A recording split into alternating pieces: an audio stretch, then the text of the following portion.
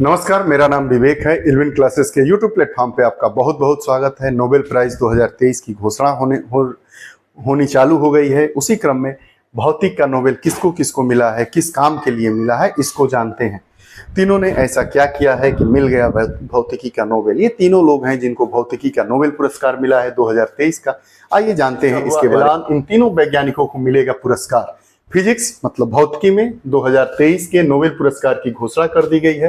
Royal Swedish academy की ओर से यह घोषणा की जाती है कि फिजिक्स में पियरे एगोस्टिनी, फेरेंक क्रूज और एनी एल हुइलियर तीन लोगों को नोबेल अवार्ड मिला है। यह अवार्ड उन लोगों को इसलिए दिया जाता है क्योंकि इन्होंने सेकंड के बहुत छोटे हिस्से के दौरान परमाणुओं में इलेक्ट्रॉन का अध्ययन किया। सेकंड का बहुत छोटा हिस्सा मतलब सेकंड के 1 अरबवें भाग में ही इलेक्ट्रॉन के जीवन से जुड़े हुए विषयों को इन्होंने अध्ययन में लाया।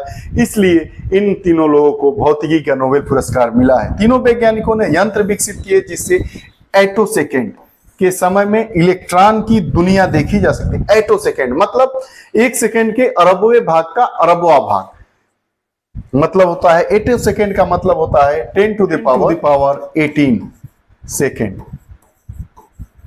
सेकेंड मतलब इसको क्या कहते हैं, एटोसेकेंड।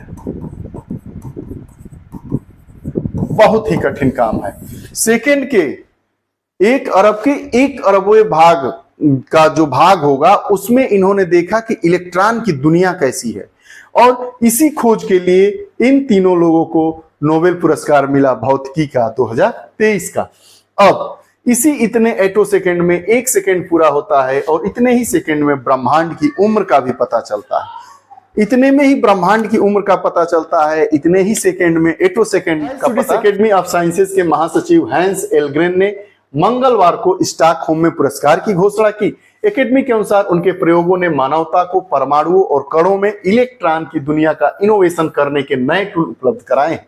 इनका यह कहना है कि इलेक्ट्रॉन और प्रोटॉन, परमाणुओं और कणों में इलेक्ट्रॉन की दुनिया का इनोवेशन मतलब नई खोज करवाने के लिए नए टूल उपलब्ध करवाए हैं।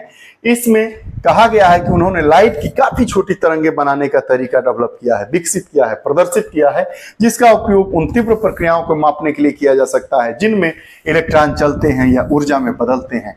इसका प्रयोग किसमें किया जाएगा, उन प्रक्रियाओं के लिए को नापने में किया जाएगा जिसमें इलेक्ट्रॉन चलते हैं और इलेक्ट्रॉन चलते चलते ऊर्जा में बदल जाते हैं। अगर इलेक्ट्रॉन के बारे में हमें पता करना है, उनकी उम्र के बारे में पता करना है तो हम 1 सेकेंड के 1/10 के पावर 18वें भाग के अंश को जब जानेंगे तो इसके बारे में हम जान पाएंगे। और उन्होंने उस अंश को जानने का प्रयास के लिए टूल ही विकसित कर दिया, इसलिए इनको भौतिकी का नोबेल मिला है।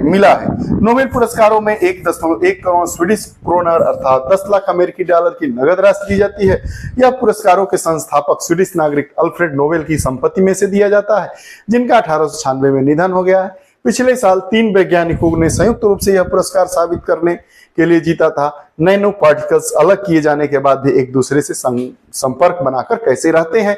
इस बार भी 3 लोगों को भौतिकी का नोबेल मिला है। इन्होंने इलेक्ट्रॉन की दुनिया को बताया है, इसी से हम ब्रह्मांड की दुनिया का पता लगा पाएंगे। वैसे टूल को इन्होंने विकसित किया है। ऐसे वैज्ञानिकों को बहुत बहुत धन्यवाद। ऐसे ही कार्य आप लोग करते रहिए, दुनिया के विकास में सहयोग देते रहिए। आपको यह कक्षा कैसी लगी कृपया कमेंट बॉक्स में अपने विचार जरूर दीजिएगा। पुनः नई कक्षा के साथ उपस्थित होंगे, तब तक के लिए बहुत बहुत धन्यवाद।